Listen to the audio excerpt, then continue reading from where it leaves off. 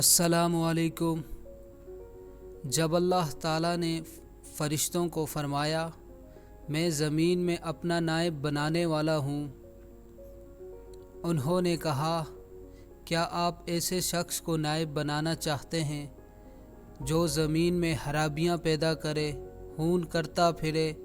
हम तेरी तारीफ़ के लिए काफ़ी हैं। अल्लाह ताला ने फरमाया मैं वो बातें जानता हूँ जो तुम नहीं जानते। अल्लाह ताला ने आदम अलैहिस्सलाम को सब चीज़ों के नाम सिखाए, फिर उनको फ़रिश्तों के सामने पेश किया और फरमाया अगर तुम सच्चे हो तो मुझे इनके नाम बताओ। फ़रिश्तों ने कहा जितना इल्म तूने हमें बख्शा है इसके सिवा हमें कुछ मालूम नहीं, तू हिकमत वाला है। तब अल्लाह ने आदम अलैहिस्सलाम को हुक्म दिया इन सब चीज़ों के नाम बताओ। फिर अल्लाह ने फ़रिश्तों से कहा मैंने तुमसे नहीं कहा था कि मैं आसमानों और ज़मीन के सब पोशीदा बातें जानता हूँ?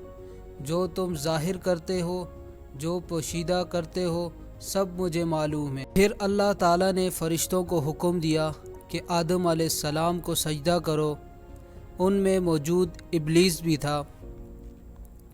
फ़रिश्तों ने आदम अलैहिस्सलाम को सजदा किया, लेकिन इब्लीस ने आदम अलैहिस्सलाम को सजदा करने से इनकार किया, उसको मरदूद करार देकर जन्नत से निकाल दिया।